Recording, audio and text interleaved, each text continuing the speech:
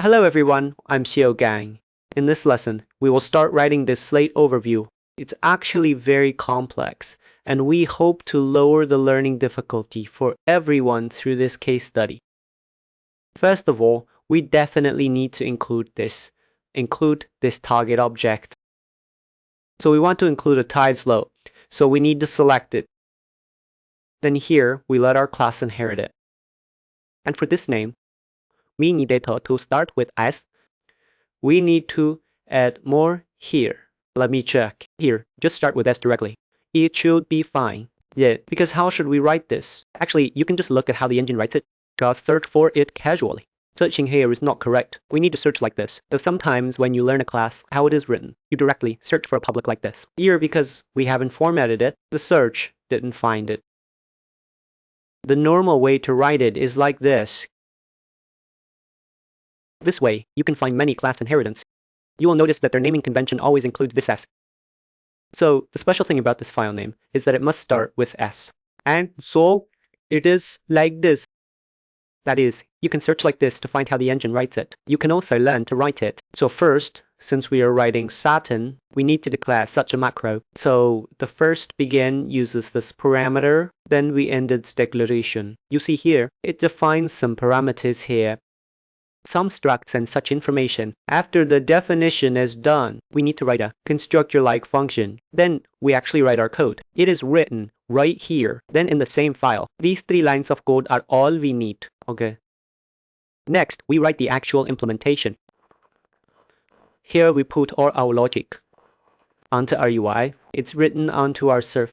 This part doesn't matter. First of all, we want to record the path we modified last time. We need this path, so let's write it here for now. We define a method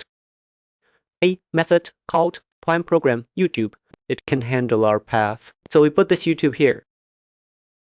Okay, I'll just paste this YouTube directly. Then we change the name. It should be called SSP. It should be called this name. Yes, SSP. Okay. Good. So the implementation here is to get the previously used path and set the previously used path.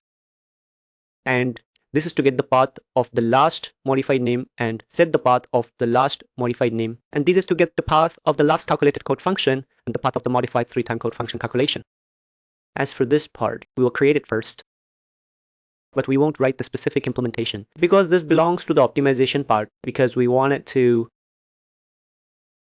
be able to retrieve the last open path every time. This way we avoid having to start from the C drive every time or open it from a certain drive. This will save some effort, but we haven't written the specific implementation yet. Right. Okay. So for this implementation, we'll leave it empty for now. We ignore it for now because this part might not be very important since you don't write it. You can also open it via the Moran path. Okay, here we include this YouTube. Then we change this name. Okay, this line of code hasn't been used yet, right? Let's look at this place. It's because this folder needs to be included here. This way, we can find it correctly. Strange, it seems my formatting went wrong. Okay, let me clear it. There might be a shortcut conflict. We dare not look. What should we do next? Next, we need to create our slate here. Creating this slate is actually quite troublesome. Let's create one first. Let's call it the text that specifies this path. Then we can show everyone here. Let's do it side by side, so everyone knows what we are creating. What we are going to create now is this. We haven't written the text for this yet. Then, for everyone's convenience, we will first write this text as written like this. We'll delete it later. Okay, so at this point, we have actually created a smart pointer, created such a text box. Next, we need to create a scroll axis. This S6 is quite simple. you can see that you have created such a text box. You can see that it has many parameters here. Right, so what are the parameters we need? They are in our UMG. Did you see the aired color? This corresponds to these parameters in our UMG. Now we will take this text and change it to this string. So here we need to convert it to txt. Right, this part is very simple. When we were making the popsicle, do you remember? It said txt setting this number. So first we create this object, then we store this pointer like this. Because later we need to attach it to our canvas. Since it's floating now, it just created this object. Next, we will create a scroll box. This scroll box is the same. Let's first create a scroll axis, then the addition here. After it is overloaded, we add an element. So this element is an empty one. Now we add a txt file as such an element, and the text inside it is long.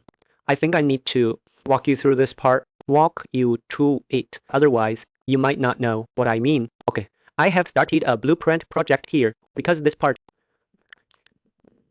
did not provide a prerequisite course for add. And this also relatively difficult. It itself belongs to intermediate level knowledge because it involves editor development. You usually need to work for 1 to 2 years on this game like client before you start doing editor development. So actually here, we first throw a cannon. After throwing this cannon, then actually the first step of this operation. What is this operation analogous to? Actually, it is an operation like this. That is, we create a txt here. This text, our name here, we can change it to the same for your convenience in reading.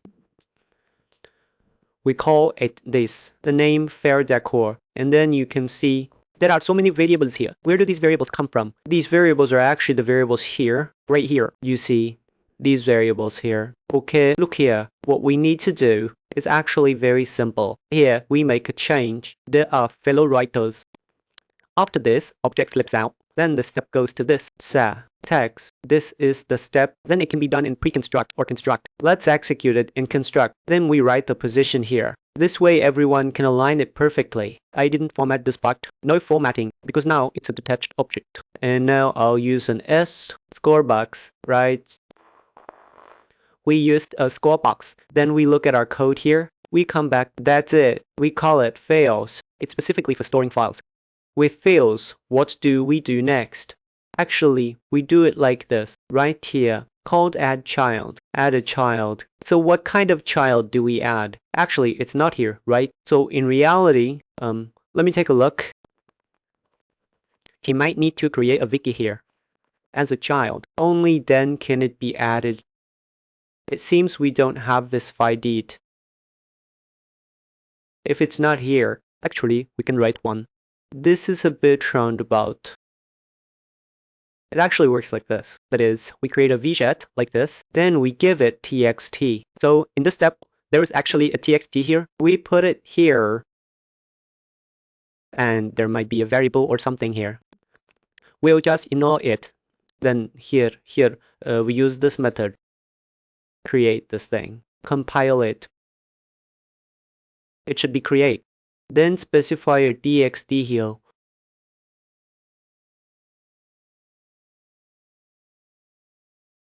Then we create a txt inside here.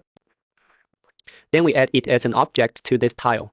And before adding, we need to set this value. It will have a, for example, there is a variable, Ortiz Ardifa. We can say get total for set text. Its name is lamb. After these are executed, we add this object to this score box. Such an operation, you should be very familiar with Blueprint. We don't need to do another demo like this anymore. Then the technician's operation corresponds to this. First, a scroll slot was created. Then an element was added. This element contains a box. The tx inside this box has been executed. This part is a bit tricky. Okay, so these elements are already dead. We'll ignore them. The reason we place these instructions here is that we'll need them later. Then we create an editor box. That is, we can input box code, go in and spawn a new one. Then we initialize this text as empty. So here we have created 3 UI objects. Next, we need to put them onto the canvas. So how do we put them onto the canvas? This is how we do it. Actually, we use this. We have something called a child slot. We get the current slot. Then we need to do this. Well, writing this is quite complicated. With visual scripting, the trouble is, right here, the readability is too poor. Let's put this part down. Take a look. There should be a semicolon here. Now we need to put something into this slot. First, we put in a vertical box. We insert a vector box. Insert it into the vector box, right? So obviously we have a vector box. We first need to add our first slot. For the first slot, we need to move it to this position, like this. We add a slot. After adding this slot, we modify the properties inside. We set its fill height, which is the aspect ratio, to 0.1. And at this point, don't rush. Let's add a second slot. The second slot. Then we change this ratio to 0.9. Okay, good. Now we have 2 slots. Actually, this thing corresponds to the upper and lower slots. No temperature issue. This part should be fine. It can absorb, right? Then next, we'll create this button inside. Then next, we'll create a horizontal slot. Right? Create a horizontal slot. We need to move this slot down. Yeah, and here we leave a horizontal box. And this area is mainly for the first column position. Then we add the slot. Then add the first horizontal slot. Place the first horizontal slot here, place it here. Then inside this first horizontal slot, we place a button. Okay, place a button. So we leave a button. After leaving this button, we will definitely need to modify some elements. We initialize its text to open the specified folder. Then we set its alignment to center. And we haven't bound the delegate yet. Let's not rush to bind the delegate. Let's first put together this UI. And then this is our... First, there is a text box to the right of this horizontal box. You still remember, right? We still need to launch it and show it to everyone. This really needs to be done step by step. I'm afraid to go too fast. And this is an entire vertical box. And this is the first horizontal box. The first element of this first horizontal box. The second element of the first horizontal box. Then this is the second element in the digital type. It's him. He corresponds to him. It corresponds to this one. And this watcher box also corresponds to this one. And this bottom corresponds to this one. Then we go to the second slow slot. The second one. This is the slot. Okay. Then we also change its alignment to this hunter alignment. And note that this part is special. We put a smart pointer here like this. As for the smart pointer, it's actually this place. We call this the fail directory. Right? Okay, that's fine. This way, we've got the first line done. You could write it exactly like this. No problem. Why didn't we write it like this? Because we'll need to modify this part later. We have to keep the intelligence outside. Okay, next, let's write the following part. Before we write the following part, let's not write anything yet. Let's start it up now and show you.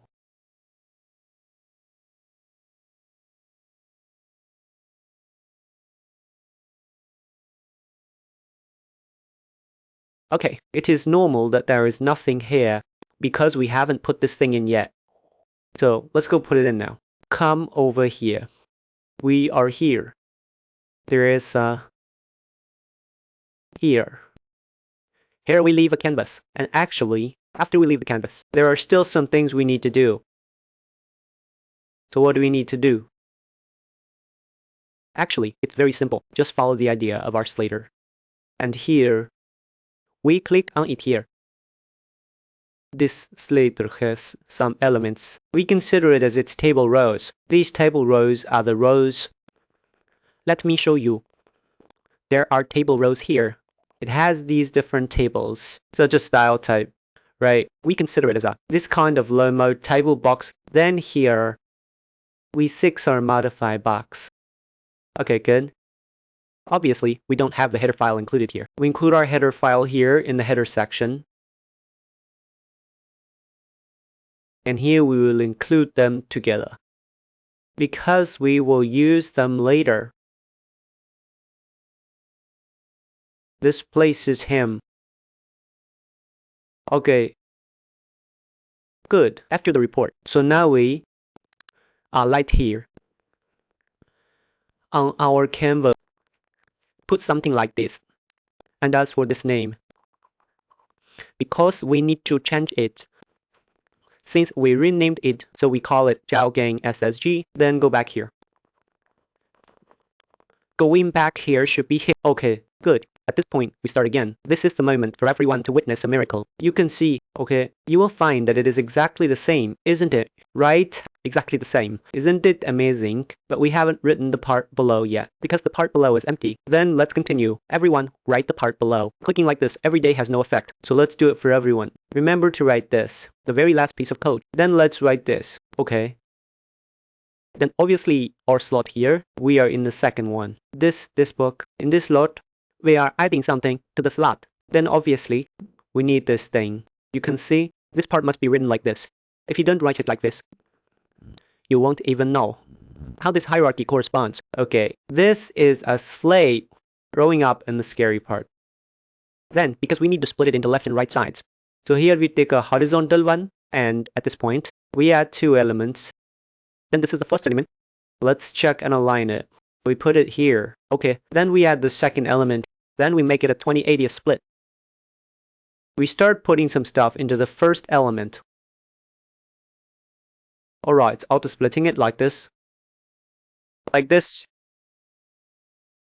Alright, what are we mainly doing in the first element? Let's first pull out an S6 and a box, because we have several elements. So for these elements, I'll just paste them here. You can see it here. This is obviously, we don't have this yet. We don't have the remove button or the add button yet. Let's ignore it for now. Let's place the input field here first. And here we can skip writing this element for now, because we haven't added the button element yet. Then here we add a to-do section. Are we saying we haven't finished yet? Right. This means the first one is done. And now here. Here we write it like this. This is not correct. Here we put this fails.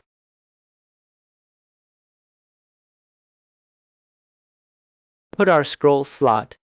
At this point, let's open it and take another look. Let's open it and take another look.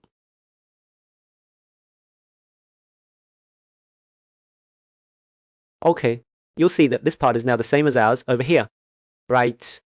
In the launcher over here,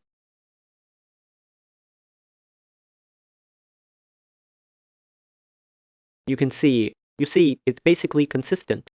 Right. Then you flip it over, you can see it's just that we don't have these 2 buttons yet, because these 2 buttons need to be triggered. So we need to bind click events. Therefore, binding click events here is quite complex. We need to write them separately. We'll write them step by step for everyone, but actually, the entire framework is now in place. Alright, we'll stop here for this lesson.